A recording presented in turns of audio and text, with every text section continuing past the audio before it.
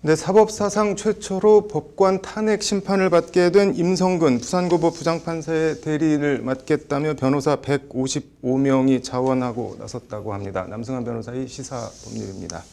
남 변호사님, 변호사 155명이 대리인을 자원하고 나섰다는데 어떤 내용인가요? 네, 김현 전 대한변호사협회장은 15일에 사법부의 독립과 법치주의를 수호하고 임부장 판사를 변호하기 위해서 전국의 변호사 155명이 대리인단에 자원했다. 네. 이렇게 밝혔는데요. 그 네. 명단에는 밝힌 좀 전에 말씀드린 김현 네. 전 대한변협회장 그리고 네. 신영무 전 회장, 네. 그다음에 이석연 전 법제처장, 네. 이명숙, 이은경, 안규옥, 한국여성변호사회 회장입니다. 네. 전. 그다음에 이헌 전 대한법률구조공단 이사장 등이 포함되어 있습니다. 네. 정치인 출신으로는 장윤석, 고승덕 이런 네. 전 국회의원이 자원했고요. 네. 또 박근혜 대통령 탄핵으로 업무 정지 당하기 직전에 민정수석으로 임명했던 조대환 변호사 네. 또 자원했습니다. 검찰 출신으로 정진규, 문효남 전 고검장, 네. 강경필, 강찬우 검사장, 전 검사장 등도 이름을 올렸습니다. 네. 또 사법연수원 동기, 임부장 판사와 사법연수원 17기 동기 변호사 27명도 이름을 올렸습니다. 네. 앞서 17기 변호사 140여 명이 탄핵소추의 실체가 법원 길들이기 목적으로 사법부 독립을 침해한다. 네. 위헌적인 직권남용이다. 이런 성명을 낸 바가 있는데요. 이 중에 네. 27명이 이름을 올린 것으로 보입니다. 네. 이게 자원을 했다고 해서 그대로 다 대리인이 되는 거는 아닌 거죠? 네, 대리인이 될 수도 있기는 네. 한데요. 일반적으로 이렇게 변호인단 네. 내지는 대리인단을 구성하는 경우에는 네. 개별적으로 무슨 사건별로 대리인으로 들어가기도 하고 이렇습니다. 네. 이 경우에도 헌법재판소의 탄핵 심판을 담당할 별도의 대리인단을 꾸미고 있는 것으로 알려졌는데요. 네. 이와 관련해서 임부장 판사의 변호사 대리인인 윤근수 법무법인 해임 변호사는 아직 네. 대리인단이 확정되지 않았다. 네. 임부장 판사의 사법농단 관련 형사사건 네. 뒤에 나올 텐데요. 이 사건을 맡았던 법무법인 화우의 윤병철 변호사 네. 그리고 헌법재판관 출신 변호사 한두 명으로 네. 꾸려질 가능성이 크다 이렇게 밝혔습니다. 네. 대리인단이 이렇게 선정되면 네.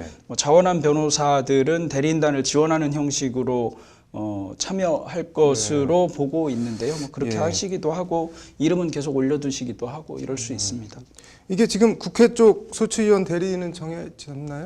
네, 국회 소추위원 측 대리인은 네. 법무법인 20의 양홍석 변호사 네. 그리고 헌법재판소의 연구관 출신인 이명웅, 신미용 변호사를 이미 선임했습니다. 네. 이 이명웅 변호사, 신미용 변호사는 네. 2017년 초 박근혜 전 대통령 탄핵 네. 심판에서도 국회 측 대리인을 맡았습니다. 이때는 헌재로부터 탄핵 결정을 이끌어낸 바 있습니다. 네.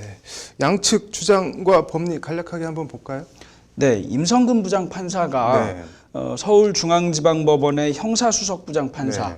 이 지위를 이용해서 특정 사건 판결문의 양형 이유를 수정하라 이렇게 네. 지시하거나 네. 또는 특정 사건의 재판 내용이나 결과를 네. 유도하고 네. 또 판결문은 네. 고쳐 쓰지 못하는데요. 네. 불가 변경력이 있는 판결문 원본의 수정을 요청했다.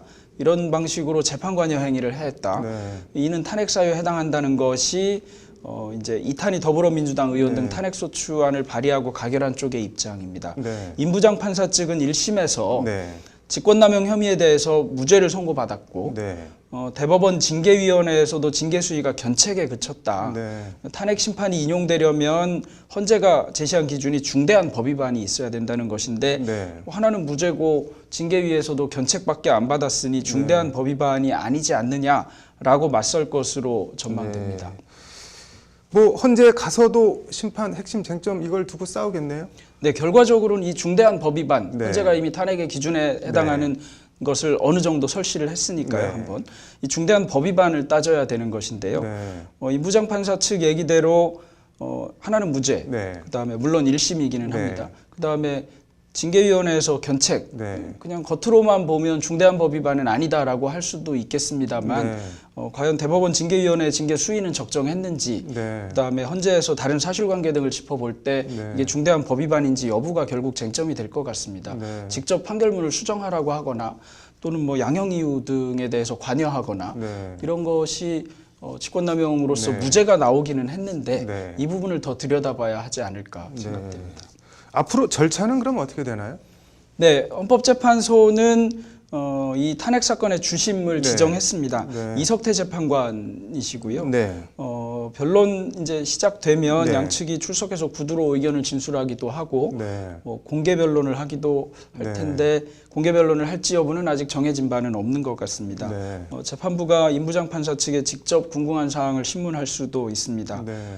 통상 마지막 변론하거나 하는 날에는 네. 뭐 임부장 판사의 최후 의견 진술을 할 수도 있을 것이고요. 네. 그 뒤에 이제 변론 다 마치고 나면 재판부가 평의 같은 것을 열어서 네. 뭐 결정을 내리게 됩니다.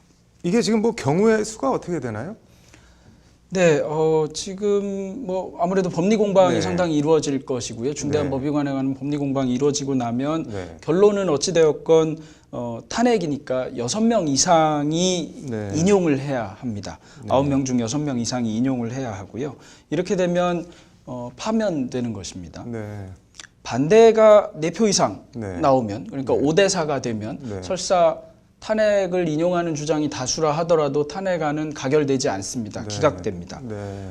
그다음에 절차상 하자가 있다. 이러면 네. 이제 각하 주장인데요. 절차상 하자가 있어도 각하되는데 각하의 경우에는 절차상 하자 주장하는 재판관이 5명 이상, 그러니까 네. 과반수만 되면 각하가 됩니다. 네. 이런 방식으로. 네. 이게 지금 양쪽 의견이 그냥 극과 극으로 엇갈리는데 개인적으로는 일련의 뭐 논란 이런 거 어떻게 보시나요? 네, 재판관에 대한 탄핵은 네. 처음 있는 일이고 네. 그러다 보니까 헌법재판소도 상당히 신중하게 심리를 할 것으로 보입니다. 사실관계와 관련해서는 주장하는 바가 워낙 다르고 네. 1심 형사 판결도 있었고 네. 또 대법원 징계위원회도 한번 심리를 한 네. 적이 있습니다. 그런데 대법원 징계위원회의 징계와 네. 달리 헌법재판소는 다르게 볼 소지도 있는 것으로 생각되고 네. 법원에서의 무죄 판결에도 불구하고 다르게 볼 여지가 있지 않을까 생각됩니다. 네. 항소심도 남아있기도 하고 네. 유무죄와 달리 혹시 그럼에도 다르게 봐야 되는 것은 아닌가 등이 쟁점이 될 것 같은데요. 네. 결과가 어떻게 되었든 간에 헌법재판소가 가급적이면 본안 판단을 해서 네. 탄핵 재판관에 대한 탄핵에 네. 있어서의 그 중대한 법 위반 네. 이게 어떤 것인지에 대한 의미 있는 설시가 나오는 케이스가 되기를 네. 진짜로 바라고 있습니다. 헌재가 어떻게 판단하는지 지켜봐야겠네요. 네, 오늘 잘 들었습니다.